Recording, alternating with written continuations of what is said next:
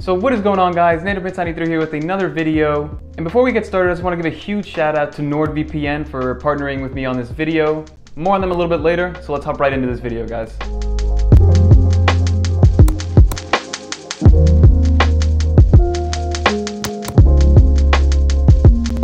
So there's a few things that prompted me to make this video, right guys? So obviously the first thing that prompted me to make this video was the fact that the iPhone SE released probably 3-4 weeks ago now at this point. They released a phone that was as powerful as pretty much any flagship on the market at a $400 price point, right? And then I don't know if you guys have noticed, but if you're in the YouTube tech scene, you guys follow a lot of what's going on in the tech arena, then you'll notice that all of a sudden you start seeing Samsung, Huawei, Pocophone, all these other different Android phones that fit between that $300 and $500 price point. So that got me thinking a little bit. I saw there was a tweet, I believe it was by MKBHD. MKBHD posted this question on Twitter, which I'll put right here. And basically what it asked was, would you buy a Samsung S7 or a Galaxy S7 with a Snapdragon 865 in it for that same $400 price point? Is that something that people would want to buy as an Android user?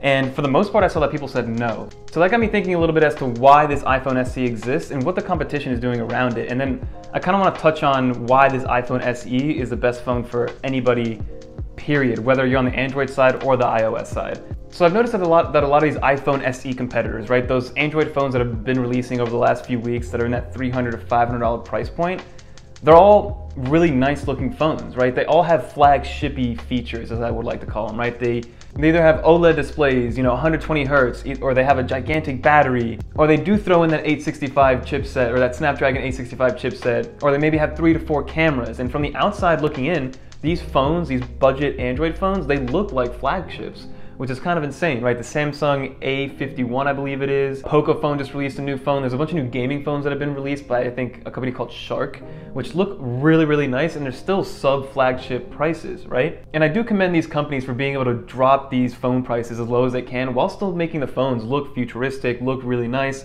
especially when you're able to throw like a 6.5-inch OLED panel on a $400 phone. That's hard to compete with, especially on the Surface, right? You look at those phones, you look at them side by side, and you think, here's an iPhone SE that looks like it's 100 years old versus a Samsung A51 that looks a lot newer, looks a lot more 2020 is the best word I could use to describe it. But one thing that these companies are just completely forgetting about, and something that Apple has kind of keyed in and honed in on, is the longevity of these devices. So before I continue, I kind of want to walk you guys through a little something that I'm going to do on the screen. So let's hop right into it.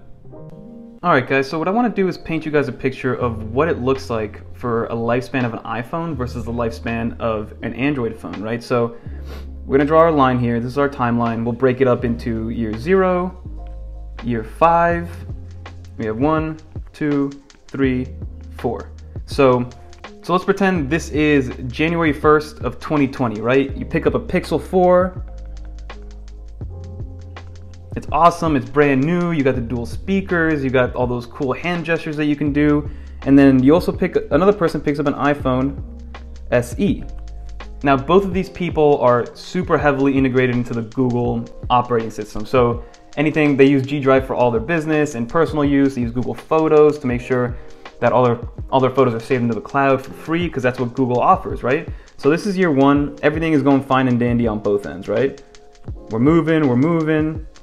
Years gone by, they both feel pretty good. A new version of iOS comes out, so iOS 14, and then up here, I believe it's Android 11. And both of these phones are gonna get this update. Amazing, right? So then we keep going, and we go to year 2. iOS 15 comes out. iPhone SE is still rocking, it's still kicking. Keep in mind, all the Google applications that I use on the Pixel are being used on the iPhone, right? So 2 years go by, Android 12, boom, we get it on the Pixel 4 side, amazing. So now let's keep going, right? iOS 16 comes out, iPhone gets it, no problem. It's still a 3-year-old device, it looks like it's from 100 years ago, but it's still working perfectly fine. And then here is where it stops. You're still stuck on Android 12 here, guys. You still get a new security update, but that is it. You're done when it comes to any more big updates to the operating system itself. And the iPhone SE over here is still kicking, getting security patches, getting iOS 17 at this point.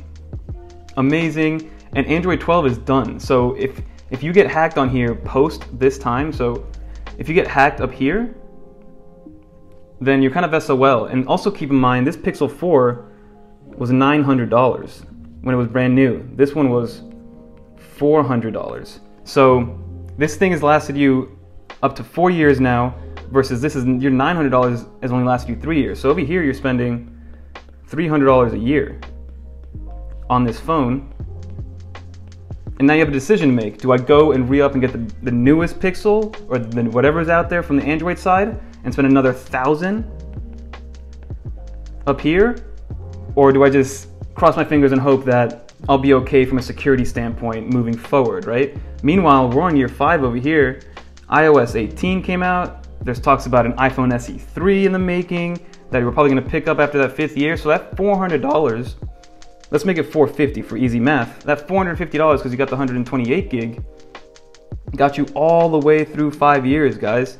What is that? That's about $90 a year that you're spending on a phone that's lasted you 5 years. So that's the picture that I wanted to paint for you guys, right? Here you're in the hole, let's say $1,900.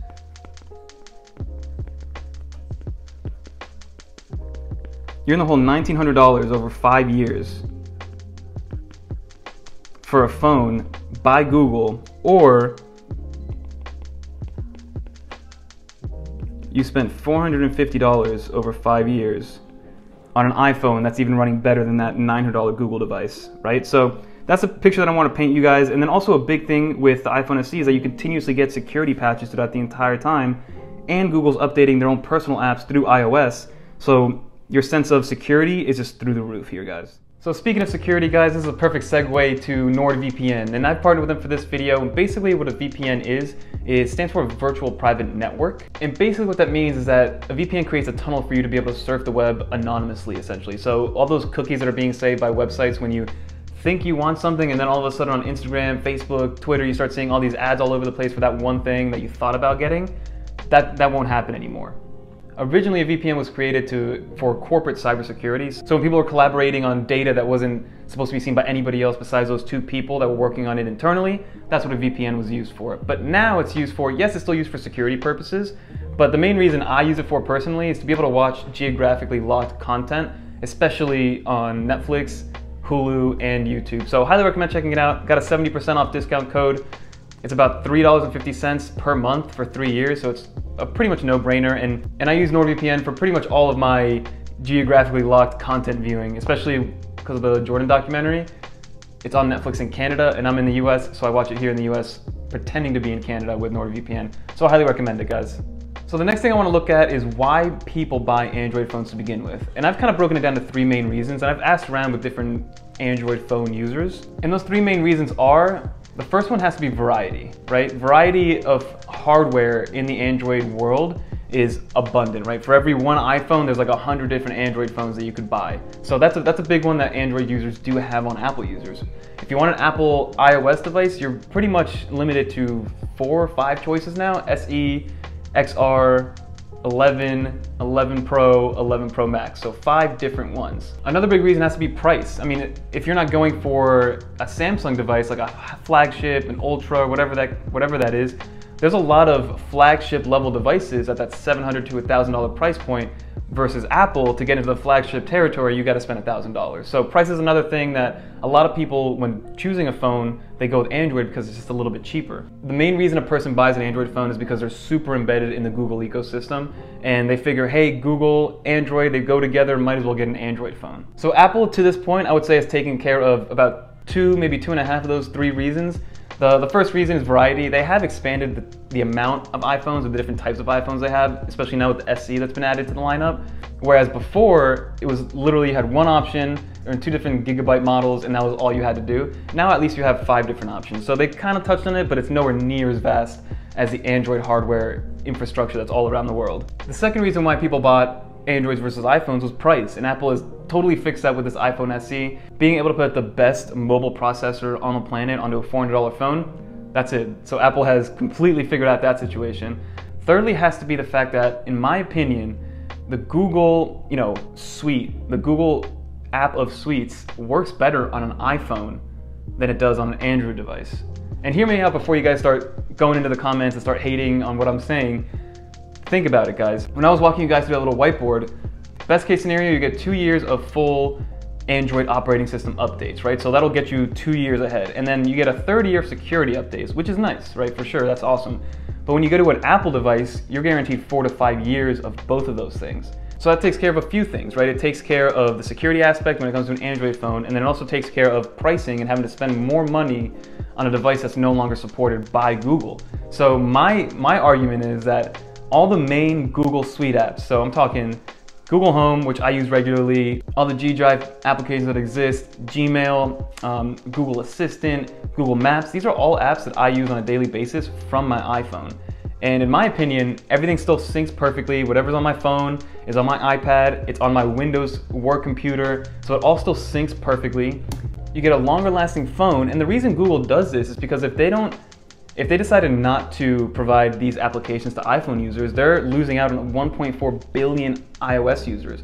So monopolizing their Google Suite to just their Android users and their Chromebooks and things like that wouldn't be the smart thing to do, especially when a quarter of the planet or a fifth of the planet is using an iPhone.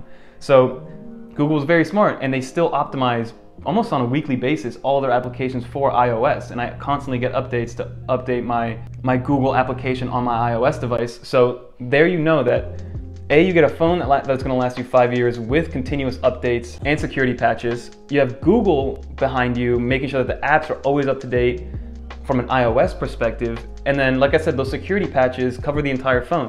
So yeah, maybe somebody will hack into your Gmail account, but the rest of your phone is fine. So the rest of all your data is fine. So that is just my argument when it comes to the iPhone SE being the best Android option if you're a Google user. So if you're super used to like the Android customization of a phone, then yeah, you're not gonna like how the iPhone feels. You're not gonna like the lack of customization within the iPhone. But if you want a phone that's gonna run all of your Google products and all of your Google Suite applications, in my opinion, the easiest answer is get an iPhone SE for $400, or maybe spend the extra $50 to get that 128 gig. But still, for $450, you get a phone that'll last you 5 years.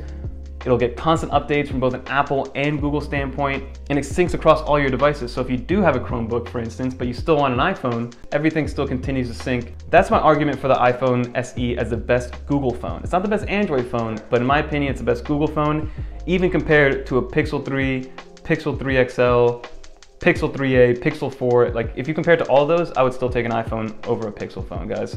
So that's my 2 cents. Hopefully you guys enjoyed it. I know I kind of rambled on a little bit there, but I really wanted to get this idea out there. And let me know what you guys think. Do you think that an iPhone can run Google products better, faster, stronger than another Google or another Android product? Let me know in the comments below, guys, because it just doesn't make sense to go out and buy a Samsung S20 Ultra for $1,400 that'll last you 2 years versus a $400 phone that'll last you 5 years. That's just my opinion, guys. But that's gonna do it for this video. Don't forget to like, comment, subscribe. Until next time, peace.